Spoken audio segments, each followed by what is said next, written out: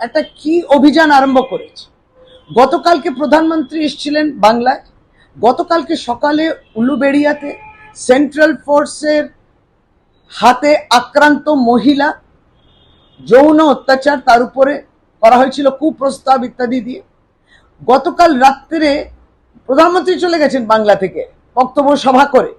রাত্রে জঙ্গিপাড়া হুগলিতে আরেকটি ঘটনা, একবারই সেন্ট্রাল ফোর্স মহিলার বাড়িতে ঢুকে তার উপরে যৌন অত্যাচার করার, শ্লীলতাহানি করে। এই অদ্ভুত বিষয়। বাংলায় সুন্দর শান্তিপূর্ণ বাতাবরণে যে একটি নির্বিঘ্নে একটা ভোট চলবে, সেটা ভারতীয় জনতা পার্টি চাইছে না। এবং প্রতিনিয়ত এই সেন্ট্রাল ফোর্স কখনো ভোটের লাইনে দাঁড়ানো যারা ভোটার আছেন তাদেরকে প্রভাবিত করেন, কাকে ভোট দিতে হবে, ভারতীয় জনতা পার্টির সিম্বলকে সমর্থন করতে হবে। শীতলকুচিতে ভোটের লাইনেতে গুলি চালিয়ে দিল, মেরে ফেললো।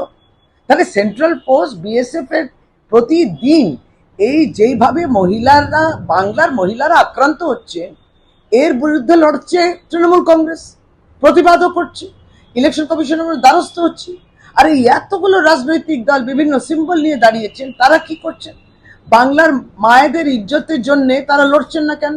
বাংলার অধিকারের জন্যও লড়লেন না, বাংলার বঞ্চনার বিরুদ্ধেও লড়লেন না।